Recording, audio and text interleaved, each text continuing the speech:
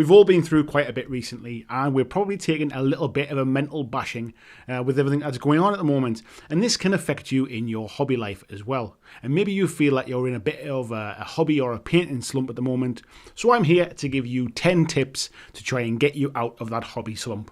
Don't forget, your mental health is very important too, so if you are interested, check out the video above when I did a live stream on mental health in tabletop gaming. The first tip I've got for you is to tidy your painting area. If you've got a dedicated area at home where you can paint and it gets a little bit out of control, it's no surprise that if you're surrounded by pots of paint everywhere, brushes, half-finished minis, half-eaten snacks, cups, etc., the energy can be sapped from you, and actually you don't really feel like sitting down there to paint. So just spending a couple of hours getting that painting area nice and tidy, getting all your paints back in the racks and the holders, wherever you keep them, and just generally tidy up that area can give you a bit of a boost and make the area you sit a nice welcoming place to sit again. The second tip is to have your painting stuff more accessible. For those of you that don't have a dedicated painting area, this will be more relevant to you, and you know the pain of having to try and set everything up to maybe sit for half an hour, 40 minutes, do a little bit of painting, and then have to pack everything away and put it away at the end of a painting session. Just being able to leave things out means that they're just accessible to be able to come along and maybe just do half an hour, like maybe you've put something in the oven and you're making dinner. I'm just going to paint a little bit while I'm waiting for that to cook, or something like that. I appreciate if you don't have the space for that, it's a bit more difficult. So the idea is here, get yourself some kind of a hobby box, whether it's a tool box or a specific kind of like the GW hobby boxes. Get yourself something where it is transportable and it's really accessible and quick to get at that stuff. If it's quick to get at and it doesn't take you very long to put it away, you're more likely to be painting. It's one of the reasons a lot of people don't like to use an airbrush, is because the idea of the setup and the breakdown and clean down time puts them off a lot. The exact same thing is true when you're just painting miniatures. Tip number 3, get inspired. Now you can get inspiration from a number of different places. Maybe you want to listen to an audio book while you're sitting painting. Maybe you want to watch a YouTube video and see a battle report that maybe there's a new army out that can really inspire you into kind of kickstarting you and getting you excited about your army again. Maybe you want to read a book and just kick back and relax for a bit, and reading the story about maybe your favourite army might just be enough to kind of get you back in the mood. Of course, you can always go online and look at painted miniatures and look in the sort of Facebook groups and look on Instagram and different places just to get some inspiration of what other people are doing. If you can get inspired and light that fire in your belly again, that might be enough to get you over this initial slump. Hey, you there. Yes, you. Have you subscribed yet? No? Well, go ahead and do it. Click the subscribe button. What are you waiting for? Tip number 4 is to try something new. Now this can come down to a number of different things. It might be you want to try and paint a different model. Maybe you're just a little bit burned out of painting the same Marines over and over again. So maybe you want to try and paint something a little bit different. Maybe it might be a completely different game. Maybe you've been playing Kings of War for the last 3 years and you just want to paint something a little bit different just to get those creative juices going again. Maybe you've only ever painted sci-fi stuff, so you want to try something like in fantasy. Maybe you only ever paint in quite dark colours, so let's try painting something in a bright blue or a bright green or something. Maybe it's just painting in a completely different style, or learning a new way to paint. Maybe sort of watch some YouTube videos on how to glaze a model instead of painting it. Maybe work on doing a little bit of weathering or something. Just doing something completely new and something maybe outside of your comfort zone can be just enough to just get those creative juices going again and get you out of your slump. Tip number 5, and one of my favourites, is join a hobby stream. Every Wednesday I have a hobby hangout on my channel where people from all over the world come together and they just kind of sit and they sit and paint. And what it does is it makes them feel that they're part of a community of people all sitting painting at the same time. It stops them feeling a little bit isolated, and it also kind of gets you a bit of a commitment. It's like, next Wednesday the hobby stream's on, I'm going to get my stuff ready, I'm setting down some time to actually sit and do this. Now maybe hobby stream's not the thing for you. Maybe try and paint over Zoom or over Skype with a friend. Maybe actually get together with a friend and sit and paint together. But sometimes the feeling of not sitting and painting on your own, because painting can be quite isolating, is just enough again just to get you chatting and just to take your mind off maybe just painting the model and just to kind of make you feel a little bit more involved again. Tip number 6 is play more games.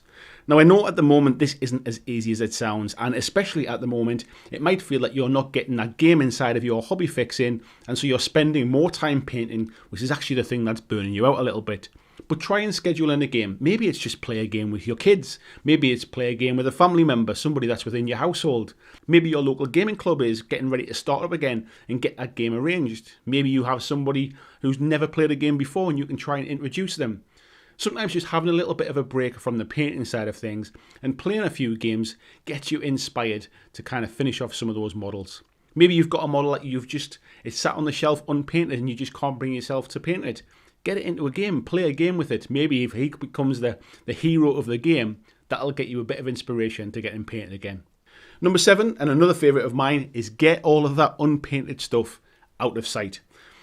I'm a big advocate of only having on my painting desk the things that I'm actually painting, the project that I'm actually working on.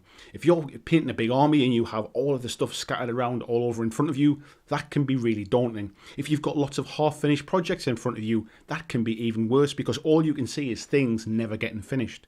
I use some of the really useful boxes, and I have kind of like project boxes where I put things to one side, so when I'm painting them, they're on my desk, and when I'm maybe having to stop to work on something else, I box them up, put them to one side, so the things that are in front of me are the only things that I'm concentrating on. The 8th tip is to finish one thing. Now, I know a lot of us maybe paint bigger armies, and you might think that batch painting is definitely the best way to do it, and generally it is. But the problem is when you're batch painting, it can take a long time to get to the point where you actually feel that you've finished something. And this is actually quite energy sapping and demotivating in itself. Maybe sit down and just paint one of your hero models or just paint the leader model, but actually finish one thing so that you can sit back and look at it and think, I've actually made some progress. I've actually got something completed and I can move on from it. It's amazing when you feel that you're not making any headway. It's amazing that basically painting just one model and getting it finished, the feeling of actually completing something really does kind of kickstart motivation again. The 9th tip is to set yourself a deadline. Now, in the past, I would have said sign up for a tournament or maybe sign up to go to an event, and having that as an end point, as a deadline, will help motivate you to get something finished. That's not the easiest thing to do at the moment in the current climate. So instead, why not try starting to join a slow grow campaign? Why not set up your own slow grow campaign? Maybe you could set it up in a Facebook group, or maybe you can join an existing one like the ones that I've recently done. Maybe you can do it with your gaming group that you're not actually getting to play any games with at the moment.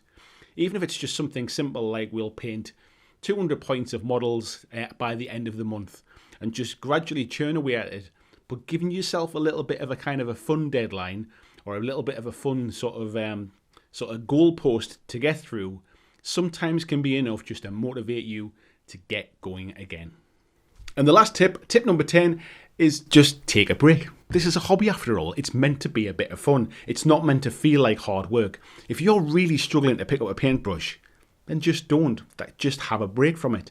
It's not like anybody's crying out waiting for you to have stuff painted. It's just meant to be a bit of fun. And if it's not fun anymore, take a break. Something will come up and you'll be inspired. You might see the new copy of White Dwarf and you see a new army in there. Or maybe you see something in a Facebook group where somebody's painted a fantastic model. At some point that mojo will come back. So don't force it. If you've tried some of the other things and you really feel like you're hitting against a brick wall, just take a break. There's nothing wrong with that. If you can think of any more tips that maybe I've missed, pop them down in the comments. I'd love to hear about them. Thanks for watching my video. I hope that you really enjoyed it. And if you did, why not consider clicking on the suggested video below to see more of the work that I've done. If you'd like to support the long-term sustainability of this channel, why not consider checking out my Patreon, where you can pledge and support from as little as $2 a month, and there is lots of different tiers and bonuses which will give you access to a private Discord server. It will give you free t-shirts, free mugs, a podcast every month, and a number of other things, including getting your name at the end of every video, like these awesome folks who already support me now.